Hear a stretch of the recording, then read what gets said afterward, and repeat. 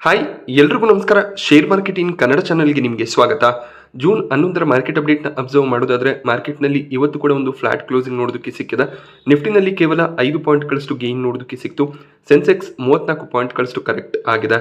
Bank ನಿಫ್ಟಿನಲ್ಲಿ ಕೂಡ negative side ನೋಡೋದಕ್ಕೆ ಸಿಕ್ಕಿದೆ. 75 ಪಾಯಿಂಟ್ಗಳ ಡೌನ್ ಸೈಡ್ನೊಂದಿಗೆ ಬ್ಯಾಂಕ್ ನಿಫ್ಟಿ ಕ್ಲೋಸಿಂಗ್ ಅನ್ನು ಕೊಟ್ಟಿದೆ.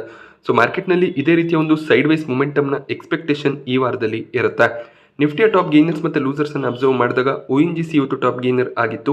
5.5% ಅಪ್ಸೈಡ್ ONGCಯಲ್ಲಿ ನೋಡೋದಕ್ಕೆ ಸಿಕ್ಕಿದೆ. ONGC ಸ್ಟಾಕ್ ಅನ್ನ ಜೆಫ್ರೀಸ್ ಕವರ್ ಮಾಡಿದ್ದಾರೆ. ಹಾಗೆ ಈ ಒಂದು ಪ್ರೈಸ್ ನಿಂದ 50% ಅಪ್ಸೈಡ್ ನ ಪಾಸಿಬಿಲಿಟಿ ಇರುತ್ತೆ ಅನ್ನೋದು ಜೆಫ್ರೀಸ್ನ ಒಂದು ವ್ಯೂ ಆಗಿದೆ. ONGC ತಮ್ಮ ಪ್ರಾಫಿಟಬಿಲಿಟಿಯನ್ನು ಇದೇ ರೀತಿಯಲ್ಲಿ ಕಂಟಿನ್ಯೂ ಮಾಡ್ತಾರೆ.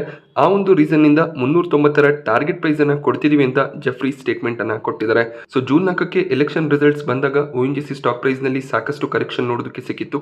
280ರ ಲೆವೆಲ್ ಅಲ್ಲಿ ಟ್ರೇಡ್ ಆಗ್ತಿದ್ದಂತ ONGC 240ರ ಕೆಳಗಡೆ ಹೋಗಿತ್ತು. ಬಟ್ ಈಗ ಸ್ಲೋ ಆಗಿ ONGC ರಿಕವರ್ ಆಗ್ತಿದೆ. ಹಾಗೆ ONGC ಹೆಚ್ಚಿನ ಒಂದು ಪ್ರಾಫಿಟ್ಸ್ ಅನ್ನ ಮಾಡಿದ್ರು ಕೂಡ ವಿಂಡ್ ಫಾಲ್ ಟ್ಯಾಕ್ಸಸ್ ಕೂಡ ಅಪ್ಲೈ ಆಗುತ್ತೆ. ಕ್ರೂಡ್ ಆಯಿಲ್ ನ ಪ್ರೈಸಸ್ ಇನ್ಕ್ರೀಸ್ ಆದಾಗೆಲ್ಲ ಗೌರ್ಮೆಂಟ್ ವಿಂಡ್ ಫಾಲ್ ಟ್ಯಾಕ್ಸಸ್ ಅನ್ನು ಕೂಡ ಇನ್ಕ್ರೀಸ್ ಮಾಡ್ತಾರೆ. ಆದ್ರಿಂದ ಮಾರ್ಜಿನ್ ಕೂಡ ಲಿಮಿಟೆಡ್ ಇರುತ್ತೆ. ಬಟ್ ಪ್ರಾಫಿಟಬಿಲಿಟಿ ಮೇಂಟೈನ್ ಆದರೆ ಖಂಡಿತವಾಗ್ಲೂ ಒಂದು ಸ್ಟ್ರಾಂಗ್ ಮೊಮೆಂಟಮ್ ಅನ್ನು ಎಕ್ಸ್ಪೆಕ್ಟ್ ಮಾಡ್ಬೋದಾಗುತ್ತೆ. ಹಾಗೆ ಇವತ್ತು LNT ಮತ್ತು ಅದಾನಿ ಪೋರ್ಟ್ಸ್ನಲ್ಲಿ ಕೂಡ 1.5% ಅಪ್ಸೈಡ್ ನೋಡೋದಕ್ಕೆ ಸಿಕ್ಕಿದೆ. ಟಾಟಾ ಮೋಟಾರ್ಸ್ ಕೂಡ 1%ಗೂ ಹೆಚ್ಚಿನ ಅಪ್ಸೈಡ್ನೊಂದಿಗೆ ಕ್ಲೋಸಿಂಗ್ ಅನ್ನು ಕೊಟ್ಟಿದೆ. ಟಾಟಾ ಮೋಟಾರ್ಸ್ 2024ರ ಫಿನಾನ್ಷಿಯಲ್ ಇಯರ್ನಲ್ಲಿ ನೆಟ್ ಡೆಟ್ ಫ್ರೀ ಸ್ಟೇಟಸ್ ಅನ್ನು ಅಚೀವ್ ಮಾಡಿದೆ. ನೆಟ್ ಡೆಟ್ ಫ್ರೀ ಅಂದಾಗ ಕಂಪನಿ ಟೋಟಲ್ ಆಗಿ ತಮ್ಮ ಸಾಲವನ್ನು ಕ್ಲಿಯರ್ ಮಾಡಿದ್ದಾರೆ ಅನ್ನುವಂಥ ಒಂದು ಅರ್ಥ ಬರೋದಿಲ್ಲ. ಅವರ ಒಂದು ಡೆಟ್ ಏನಿರುತ್ತೆ ಅದರ ಈಕ್ವಿವ್ಯಾಲೆಂಟ್ ಆಗಿ ಅಂದರೆ ಅದರ ಸಮವಾಗಿ ಅವರು ಕ್ಯಾಶ್ ಅಥವಾ ಅಸೆಟ್ಗಳನ್ನು ಹೊಂದಿರ್ತಾರೆ. ಯಾವುದೇ ಒಂದು ಸಂದರ್ಭದಲ್ಲಿ ಈ ಒಂದು ಅಸೆಟ್ಗಳನ್ನು ಬಳಸ್ಕೊಂಡು ಅಥವಾ ಕ್ಯಾಶನ್ನು ಬಳಸ್ಕೊಂಡು ತಮ್ಮ ಒಂದು ಸಾಲವನ್ನು ಕ್ಲಿಯರ್ ಮಾಡುವಂಥ ಎಬಿಲಿಟಿ ಕಂಪನಿಗೆ ಇರುತ್ತೆ. ಆ ಒಂದು ಸಿಚುವೇಶನ್ಗೆ ಕಂಪನಿ ಬಂದಾಗ ಅವರು ನೆಟ್ ಡೆಟ್ ಫ್ರೀ ಅಂತ ಅನೌನ್ಸ್ ಮಾಡ್ತಾರೆ. ಸೊ ನೆಟ್ ಡೆಟ್ ಫ್ರೀ ಅಂದಾಗ ಕಂಪನಿಯ ಟೋಟಲ್ ಡೆಟ್ ಏನಿರುತ್ತೆ ಅದನ್ನು ನಾವು ಅವರ ಬಳಿಯಲ್ಲಿ ಇರುವಂಥ ಕ್ಯಾಶ್ ಅಥವಾ ಕ್ಯಾಶ್ ಈಕ್ವಿವಲೆಂಟ್ ಅಸೆಟ್ಗಳಿಂದ ಮೈನಸ್ ಮಾಡಬೇಕಾಗುತ್ತೆ. ಆಗ ನೆಟ್ ಡೆಟ್ನ ವ್ಯಾಲ್ಯೂ 0 ಬಂದರೆ ಕಂಪನಿ ನೆಟ್ ಡೆಟ್ ಫ್ರೀ ಆಗಿರುತ್ತೆ. ರಿಲಯನ್ಸ್ ಕೂಡ 2021ರಲ್ಲಿ ನೆಟ್ ಡೆಟ್ ಫ್ರೀ ಆಗಿದ್ರು. ಈಗ ಟಾಟಾ ಮೋಟಾರ್ಸ್ ಕೂಡ ನೆಟ್ ಡೆಟ್ ಫ್ರೀ ಆಗಿದ್ದಾರೆ. ಬಟ್ ಟಾಟಾ ಮೋಟಾರ್ಸ್ನ ಟೋಟಲ್ ಡೆಟ್ ಏನಿದೆ ಅದನ್ನು ನಾವು ಅಬ್ಸರ್ವ್ ಮಾಡಿದಾಗ 1 ಲಕ್ಷ ಕೋಟಿಯ ಮೇಲೆ ನಮಗೆ ಡೆಟ್ ನೋಡೋದಕ್ಕೆ ಸಿಗುತ್ತೆ. ಸೊ ಈ ಒಂದು ಸಾಲವನ್ನು ಯಾವುದೇ ಒಂದು ಸಂದರ್ಭದಲ್ಲಿ ಟಾಟಾ ಮೋಟಾರ್ಸ್ ಕ್ಲಿಯರ್ ಮಾಡುವಂಥ ಎಬಿಲಿಟಿಯನ್ನು ಹೊಂದಿರ್ತಾರೆ. ಅವರ ಬಳಿಯಲ್ಲಿ ಅಷ್ಟು ಕ್ಯಾಶ್ ಅಥವಾ ಅಸೆಟ್ಸ್ಗಳು ಇರುತ್ತೆ. ಹಾಗೆ ಟಾಟಾ ಮೋಟಾರ್ಸ್ 2027ರ ವೇಳೆಗೆ ತಮ್ಮ ಒಂದು ಮಾರ್ಕೆಟ್ ಶೇರನ್ನು ಕೂಡ ಇನ್ಕ್ರೀಸ್ ಮಾಡಬೇಕು ಅಂತ ಇದ್ದಾರೆ. 2025ರ ಫಿನಾನ್ಷಿಯಲ್ ಇಯರ್ ಅಂದರೆ ಕರೆಂಟ್ ಫಿನಾನ್ಷಿಯಲ್ ಇಯರ್ನಲ್ಲಿ ಜಾಗ್ವಾರ್ ಮತ್ತು ಲ್ಯಾಂಡ್ ರೋವರ್ ಕೂಡ ನೆಟ್ ಡೆಟ್ ಫ್ರೀ ಆಗುತ್ತೆ ಅನ್ನೋದು ಟಾಟಾ ಮೋಟಾರ್ಸ್ನ ಒಂದು ವ್ಯೂ ಆಗಿದೆ. ಸೊ ಈ ಒಂದು ರೀಸನ್ನಿಂದ ಇವತ್ತು ಟಾಟಾ ಮೋಟಾರ್ಸ್ನಲ್ಲಿ 1.5% ಅಪ್ಸೈಡ್ ನೋಡೋದಕ್ಕೆ ಸಿಕ್ಕಿದೆ. ಮಾರುತಿ ಸುಜುಕಿ ಕೂಡ 1%ಗೂ ಹೆಚ್ಚಿನ ಅಪ್ಸೈಡ್ನೊಂದಿಗೆ ಕ್ಲೋಸಿಂಗ್ ಅನ್ನು ಕೊಟ್ಟಿದೆ. ಟಾಪ್ ಲೂಸರ್ಸ್ ಲಿಸ್ಟ್ನಲ್ಲಿ ಕೋಟಕ್ ಮಹೀಂದ್ರಾ ಬ್ಯಾಂಕ್ ನೋಡೋದಕ್ಕೆ ಸಿಕ್ತು. 1.5%ನ ಕರೆಕ್ಷನ್ ಕೋಟಕ್ ಮಹೀಂದ್ರಾ ಬ್ಯಾಂಕಲ್ಲಿ ಇವತ್ತು ನೋಡೋದಕ್ಕೆ ಸಿಗ್ತದೆ. ಡಿವಿಸ್ ಲ್ಯಾಬ್ಸ್ ಕೂಡ 1.5% ಕರೆಕ್ಟ್ ಆಗಿದೆ. Asian paints, doctor Reddy's lab ಹಾಗೆ ರಿಲಯನ್ಸ್ನಲ್ಲಿ ಕೂಡ 1% ವೀಕ್ನೆಸ್ ಇವತ್ತು ನೋಡೋದಕ್ಕೆ ಸಿಕ್ಕಿದೆ. ಸೆಬಿ ಕೆಲವೊಂದಿಷ್ಟು ರೂಲ್ಸ್ಗಳನ್ನು ಚೇಂಜ್ ಮಾಡಿ 78 ಸ್ಟಾಕ್ಗಳನ್ನು F&O ಸೆಗ್ಮೆಂಟ್ಗೆ ಆ್ಯಡ್ ಮಾಡ್ತಾರೆ ಅನ್ನೋದೊಂದು ರಿಪೋರ್ಟ್ ನೋಡೋದಕ್ಕೆ ಸಿಗ್ತದೆ. ಈ ರೀತಿಯಲ್ಲಿ ಸೆಬಿ ಏನಾದರೂ ರೂಲ್ಸ್ ಅನ್ನು ಚೇಂಜ್ ಮಾಡಿದ್ರೆ LIC, Zomato, Yes bank, Jio financials, Paytm, RVNL, Adani green ಈ ರೀತಿಯಲ್ಲಿ 78 ಲಾರ್ಜ್ ಕ್ಯಾಪ್ ಸ್ಟಾಕ್ಗಳು F&O ಸೆಗ್ಮೆಂಟ್ಗೆ ಆ್ಯಡ್ ಆಗುವಂಥ ಚಾನ್ಸಸ್ ಇರುತ್ತೆ.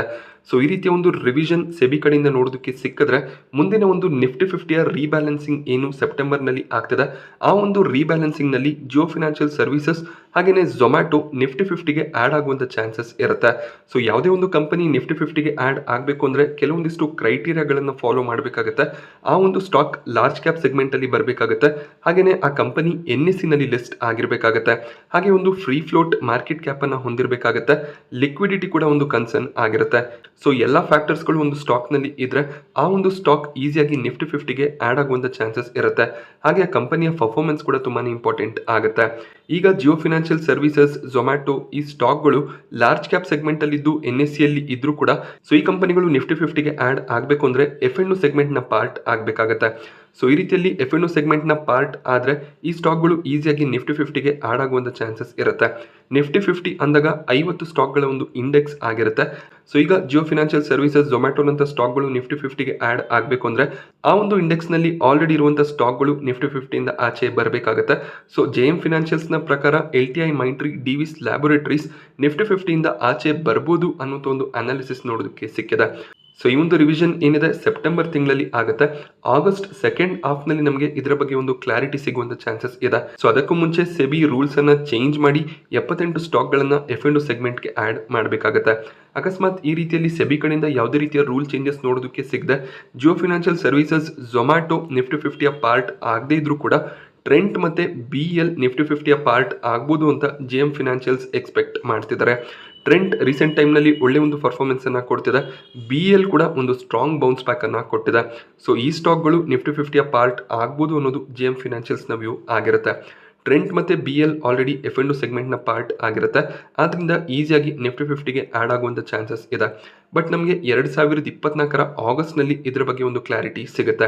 ಈಗ ಯಾವುದೇ ಒಂದು ಡಿಫೆನ್ಸ್ ಸೆಕ್ಟರ್ನ ಸ್ಟಾಕ್ ನಿಫ್ಟಿ 50ಯ ಪಾರ್ಟ್ ಆಗಿಲ್ಲ, ಆದ್ದರಿಂದ BLಗೂ ಕೂಡ ಒಂದು ಆಪರ್ಚುನಿಟಿ ಇರುತ್ತೆ. ಬಟ್ ಇಲ್ಲಿ ಕನ್ಸರ್ನ್ ಇರೋದು LTI ಮೈಂಟ್ರಿ ಮತ್ತು ಡಿವಿಸ್ ಲ್ಯಾಬೊರೇಟರೀಸ್ನ ಬಗ್ಗೆ. LTI ಮೈಂಟ್ರಿ ಕಳೆದ 1 ವರ್ಷದಲ್ಲಿ ನಿಫ್ಟಿ 50ಯ ಪಾರ್ಟ್ ಆಗಿತ್ತು. ಅಷ್ಟೊಂದು ಒಳ್ಳೆ ಪರ್ಫಾರ್ಮೆನ್ಸ್ ನಿಫ್ಟಿ 50ಗೆ ಆ್ಯಡ್ ಆದಮೇಲೆ ನೋಡೋದಕ್ಕೆ ಸಿಕ್ಕಿಲ್ಲ. ಬಟ್ ಈಗ ನಿಫ್ಟಿ 50ಯಿಂದ ಆಚೆ ಹೋದರೆ ಇನ್ನಷ್ಟು ಔಟ್ಫ್ಲೋ LTI ಮೈಂಟ್ರಿಯಲ್ಲಿ ಬರುವಂಥ ಚಾನ್ಸಸ್ ಇದೆ. ಡಿವಿಸ್ ಲ್ಯಾಬೊರೇಟರೀಸ್ ಸದ್ಯಕ್ಕೆ ಸ್ವಲ್ಪ ರಿಕವರಿಯನ್ನು ಕೊಟ್ಟಿದೆ. ಬಟ್ ಕಳೆದ 1-1.5 ವರ್ಷದಿಂದ ಅಷ್ಟೊಳ್ಳೆ ಪರ್ಫಾರ್ಮೆನ್ಸ್ ಬಂದಿಲ್ಲ. ಆ ಒಂದು ರೀಸನ್ನಿಂದ ಡಿವಿಸ್ ಲ್ಯಾಬ್ ಕೂಡ ಆಚೆ ಹೋಗುವಂಥ ಚಾನ್ಸಸ್ ಇರುತ್ತೆ. ಸೊ ನಿಫ್ಟಿ 50ಯಿಂದ ಆಚೆ ಹೋಗುತ್ತೆ ಅಂದಾಗ ಸ್ವಲ್ಪ ವೀಕ್ನೆಸ್ನ ಎಕ್ಸ್ಪೆಕ್ಟೇಷನ್ಸ್ಗಳು ಇರುತ್ತೆ.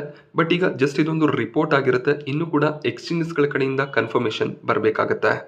ಎಂಫಸಿಸ್ನಲ್ಲಿ ನಿನ್ನೆ ಬ್ಲ್ಯಾಕ್ ರಾಕ್ 15% ಸ್ಟೇಕನ್ನು ಬ್ಲಾಕ್ ಡೀಲ್ನ ಮೂಲಕ ಸೆಲ್ ಮಾಡಿದ್ರು. ಆ ಸ್ಟೇಕನ್ನು Kotak mutual fund, Morgan Stanley, Societe Generale buy ಮಾಡ್ಕೊಂಡಿದ್ದಾರೆ. ಯಾವುದೇ ಒಂದು ಕಂಪನಿ ಲಾರ್ಜ್ ಬ್ಲಾಕ್ ಡೀಲ್ಸ್ ಅನ್ನು ಮಾಡ್ತಾರೆ ಅಂದಾಗ ಅದಕ್ಕೆ ಅವರು ಬೈಯರ್ಸ್ಗಳನ್ನು ಕೂಡ ಐಡೆಂಟಿಫೈ ಮಾಡ್ಕೊಂಡಿರ್ತಾರೆ. ಆ ಸ್ಟೇಕನ್ನು ಯಾರಾದರೂ ಬೈ ಮಾಡ್ಕೋತಾರೆ. ಅದೇ ರೀತಿಯಲ್ಲಿ ಮ್ಯೂಚುವಲ್ ಫಂಡ್ ಹೌಸ್ಗಳು, ಕೆಲವೊಂದಿಷ್ಟು ಫಿನಾನ್ಷಿಯಲ್ ಇನ್ಸ್ಟಿಟ್ಯೂಟ್ಗಳು ಎಂಫಸಿಸ್ನ ಶೇರ್ಗಳನ್ನು ಕೂಡ ಬೈ ಮಾಡ್ಕೊಂಡಿದ್ದಾರೆ. ಎಂಫಸಿಸ್ನಲ್ಲಿ 55% ಸ್ಟೇಕನ್ನು ಬ್ಲ್ಯಾಕ್ ಸ್ಟೋನ್ ಹೊಂದಿದ್ರು. ಅದರಲ್ಲಿ 15% ಸ್ಟೇಕನ್ನು ಅವರು ನಿನ್ನೆ ಬ್ಲಾಕ್ ಡೀಲ್ನ ಮೂಲಕ ಸೆಲ್ ಮಾಡಿದ್ದಾರೆ.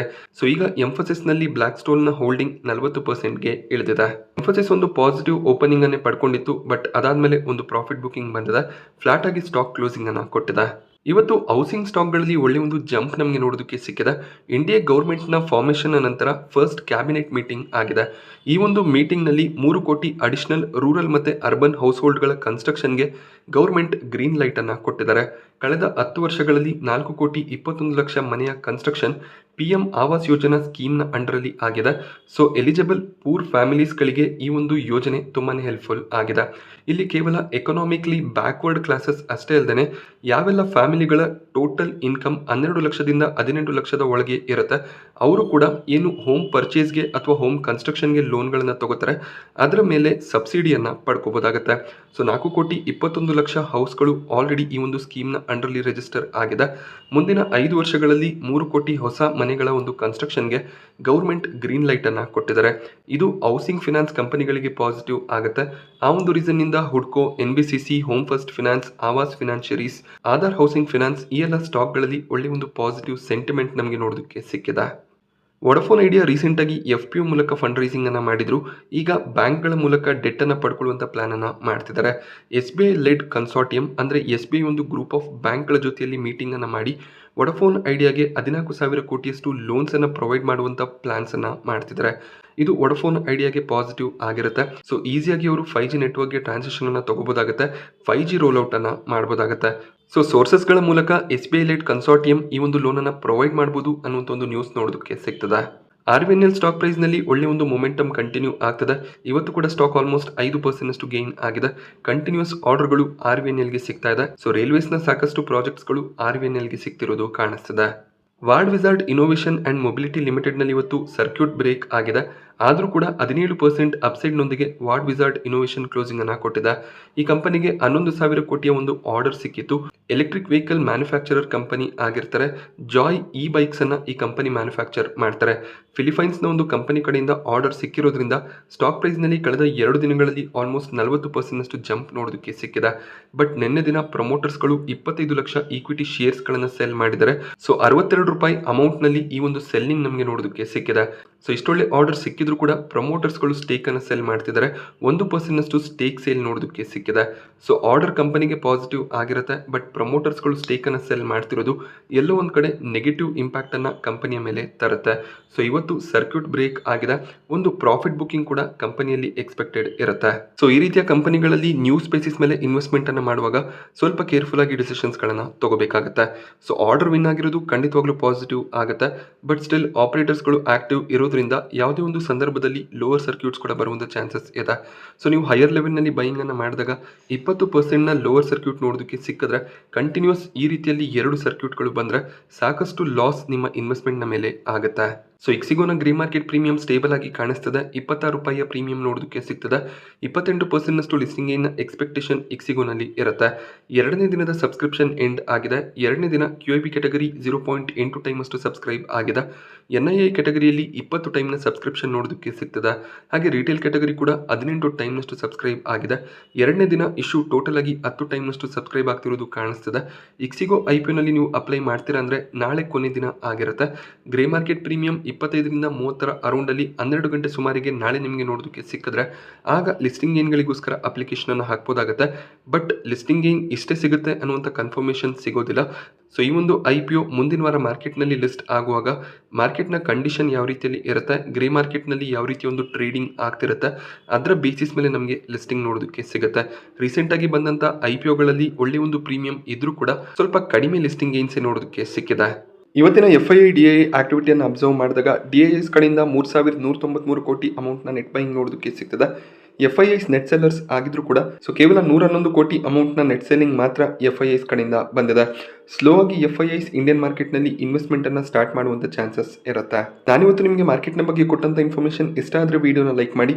ಹಾಗೆ ನೀವು ಇನ್ನೂ ಚಾನಲ್ಗೆ ಸಬ್ಸ್ಕ್ರೈಬ್ ಮಾಡ್ಕೊಂಡಿಲ್ಲ ಅಂದರೆ ದಯವಿಟ್ಟು ಚಾನಲ್ಗೆ ಸಬ್ಸ್ಕ್ರೈಬ್ ಮಾಡ್ಕೊಳ್ಳಿ. ಇದೇ ರೀತಿಯ ಮಾರ್ಕೆಟ್ ಅಪ್ಡೇಟ್ಸನ್ನು ರೆಗ್ಯುಲರ್ ಆಗಿ ನಾನು ನಿಮಗೆ ಪ್ರೊವೈಡ್ ಮಾಡ್ತಿರ್ತೀನಿ.